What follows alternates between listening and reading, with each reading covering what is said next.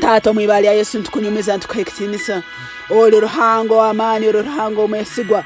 oli ruhanga atagira bugobya onyumizibo hebwe kitinisa mukama abakama ekiro kyati mukama tumanyire ngo etegeka ya Habwomezi bwaitu ntegeka nongi entegeka zawo Habwomezi bwaitu ntegeka zo kunihira entegeka zawo Habwomezi bwaitu ntegeka zo businge mukama tusabe Enjura yo kubaho kwawe mukama tusabe Enjura yo mugisa gwawe mukama tusabe Enjura yo muhimbo gwawe ijilo Habwomezi bwaitu ekiro kyati mukama abakama tato mwibali ya Yesu nambera bero kura mukama leko muhimbo gwawe gwijo mwibali ya Yesu mukama abakama nambera beire nakuno kutuntura leko kusemererwa kwijo mwibali ya Yesu leko msana gwawe guje Habwomezi bwaitu ekiro kyati mukama gwiheho kutuntura gwiheho kusibwa gwiheho bunjune kandi guleto obusinge tato mwibali ya Yesu leko msana gwawe ekiro kyati guje Habwomezi bwaitu gulete emigisa yawe gulete okurakurana gulete okuzara ebyane by'Omwoyo Arukwera Mwoyo Arukwera ekiro kyati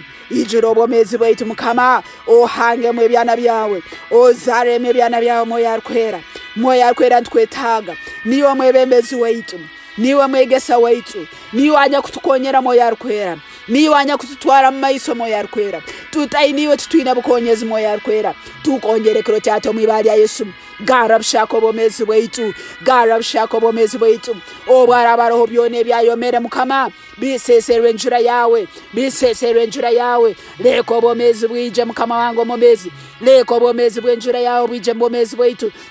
tusobole kwana ebyana tusobole kuzara tusobole kukanya tusobole kweyongera mukama wangu Habwomezi tusobole kugaleha ensaro zaitu zigalishe Mwoyo Arukwera ensaro zaitu zigalishe Mwoyo Arukwera ensaro zaitu zigalishe Mwoyo Arukwera galishe ensaro zaitu Mwoyo Arukwera galishe ensaro zaitu Mwoyo Arukwera galishe ensaro zaitu Mwoyo Arukwera ntukusima ntukuramya tata habo kubolera hango mwesigwa ntukusima ntukuramya tata habo kubolera hango murungi galishe ensaro zaitu Mwoyo Arukwera galishe ensaro zaitu mu mwoyo galishe ensaro zaitu mu mubiri galishe ensaro zaitu mu ruzaro rwaitu galishe ensaro zaitu mu buswere bwaitu galishe ensaro zaitu mukama mukusoma galishe ensaro zaitu mu mirimo y'emikono yaitu galishe ensaro zaitu mukama wange mu makago waitu leka abarwire bakiro mwibali ya Yesu leka abagumba bazalo mwibali ya Yesu leka abatasobora kurubata barubata mwibali ya Yesu ababeire bali habitabo mukama bagare mamane ekiro kyati mwibali ya Yesu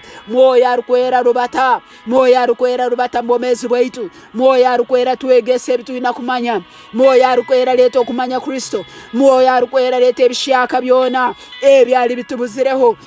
Bible negamba nguninja kore ekintu ekishaka tumwakirole Mwoyo Arukwera kole ebishaka omulito mwibali ya Yesu kole ebishaka omulito mukama tusobole okumanya Kristo tusobole okumanya ekigambo kyawe leka twetegereze ebiro bitukuru bateramu leka tuleme kurubata nk'abadomadoma baitu tube amagezi omwibali ya Yesu tumanye ngo ebiro bitukuru bateramu biro bibi kandi tukwekwase Habwomezi bwaitu bulikiro mwibali ya Yesu ijiro Habwomezi bwaitu Mwoyo Arukwera ijiro Habwomezi bwaitu Mwoyo Arukwera hanga mwebyane birungi omulitwe hanga mwebyane byengonzi mukama wange hanga mwebyane ebyo kugumisiriza hanga mwebyana mukama wange Habwomezi ebyo kuganyira hanga mwebyana mukama wange Habwomezi bitukwetaga kukumanya mwibali ya Yesu mukama abakama ekiro kyati tuijuze bishako Mwoyo wawe Arukwera tuijuze bishako Mwoyo Arukwera ntuanga kurubata tutena Mwoyo Arukwera ekiro kyati mwibali ya Yesu ntuanga kuruga mukubaho kwawe tutejuhira Mwoyo Arukwera Mwoyo Arukwera ijiro Habwomezi bwaitu Mwoyo Arukwera twegese birungi Mwoyo Arukwera twegese kumanya Kristo Mwoyo Arukwera twegese okumanya emirimo ya Kristo Mwoyo Arukwera twegese okukora emirimo ya Kristo mwibali ya Yesu mukama ntukusima ntukuramya ntukusima abakwara ebyamane byokora Habwomezi bwaitu no yindiro Habwomezi bwaitu mukama engesembi zona no stwihamu kano taga mengese nungezo Mwoyo Arukwera mukama ntukusima habo kwa no twama twagakura agakura ebyensite zo mwoyo no twama isaga kurora agakorera ebyo mwiguru mwibali ya Yesu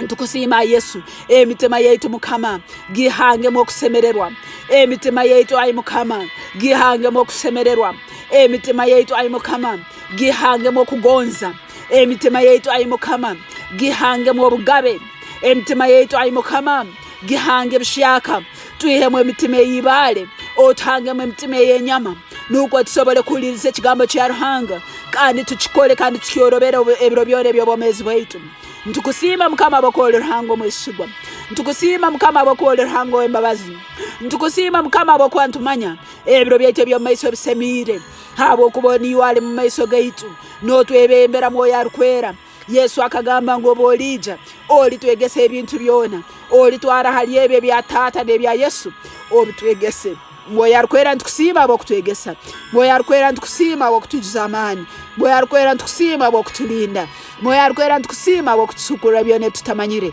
Onyumizibwe Mwoyo Arukwera. Webala bo mwoyo w'amagezi. Webala bo mwoyo wokumanya. Webala bo mwoyo wokwetegereza. Webale Mukama wange. Yesu onyumizibwe ebiro byona. Tata ntukusiima ntukukugiza. No hali nkaiwe Tata wetu omwiguru. Onyumizibwe abandi besiga ebyonsi baitu itwe twesigiriyo w'amaani. Itwe twesigiriyo w'amaani kandi ntumanya ngo tusingwizo mwibali ya Yesu bararora bagambe ngo Ruhanga wabo nowe Ruhanga mali. Haleluya. Webale Tata bakuru sala zetu omwibali Yesu Kristo Mukama wetu sabiri. Amen.